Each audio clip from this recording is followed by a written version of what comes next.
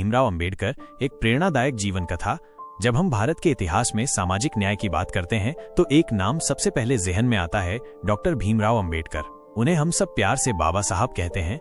वो सिर्फ संविधान निर्माता ही नहीं थे, बल्कि एक महान समाज सुधारक, कानूनविद, अर्थशास्त्री और दलितों के हक की लड़ाई लड़ने वाले योद्धा भी थे। डॉक्टर भीमराव अंबेडकर का जन्म 14 अप्रैल 1891 को मध्य प्रदेश के मऊ नाम के छोटे से गांव में हुआ था। वो महार जाति से थे, जिसे उस वक्त अछूत माना जाता था। सोचो, वो स्कूल जाते थे, लेकिन उन्हें क्लास के अंदर नहीं बैठने दिया जाता था। पानी पीना हो तो खुद नहीं पी सकते थे, कोई ऊंची जाति वाला पानी देता था तभी मिल पाता।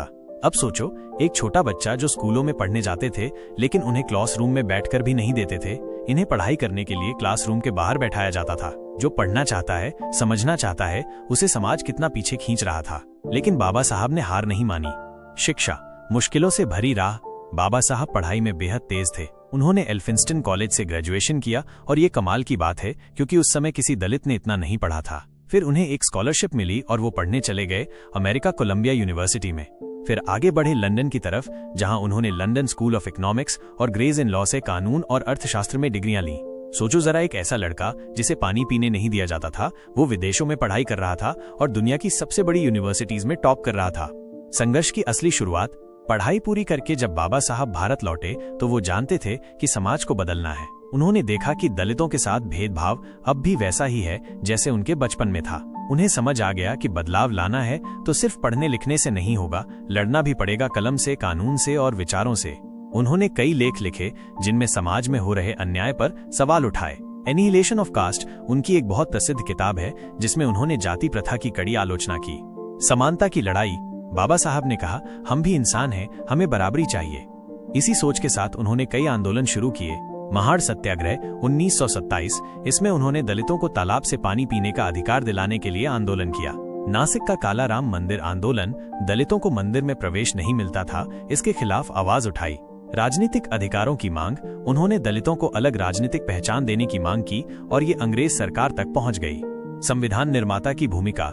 1947 में जब भारत आजाद हुआ तो बाबा साहब को भारत के संविधान निर्माण की जिम्मेदारी दी गई। वो संविधान सभा की ड्राफ्टिंग कमेटी के चेयरमैन बने। उन्होंने ऐसा संविधान बनाया जिसमें सभी को बराबरी, अधिकार और स्वतंत्रता मिली। उन्होंने लिखा, मैं उस धर्म को मानता हूं जो समानता, स्वतंत्रता और भाईचारा सिखाए। उनका संविधान हर भारतीय को इंसान के रूप में देखने की बात करता है, चाहे वो किसी भी जाति, धर्म या भाषा का हो। धर्म परिवर्तन। बौद्ध धर्म की ओर। बाबा साहब को एहसास हुआ कि जब तक दलित जाति प्रथा में फंसे रहेंगे तब तक उनका भला नहीं होगा। उन्होंने 1956 में बौद्ध धर्म अपनाया, क्योंकि उसमें समानता है, भेदभाव नहीं। लाखों लोगों ने उनके साथ बौद्ध धर्म को अपनाया। उन्होंने कहा, मैं हिंदू पैदा हुआ हूं, लेकिन हिंदू नहीं मरूंगा। अंतिम दिन और विरासत। 6 दिसंबर 1956 को बाबा साहब का निधन हो गया, लेकिन उनकी सोच, उनका संघर्ष और उनकी शिक्षा आज भी लोगों को राह दिखाती है। क्यों खास हैं बाबा साहब? उन्होंने दलितों को आत्मसम्मान सिखाया। उन्होंने बताया कि शिक्षा, संगठन और संघर्ष ही तरक्की का रास्ता है। उन्होंने भारत को एक मजबूत लोकतांत्रिक नींव दी। वो पहले कानून मंत्री भी बने और पूरी दुनिया में उनका सम्मान किया जाता है।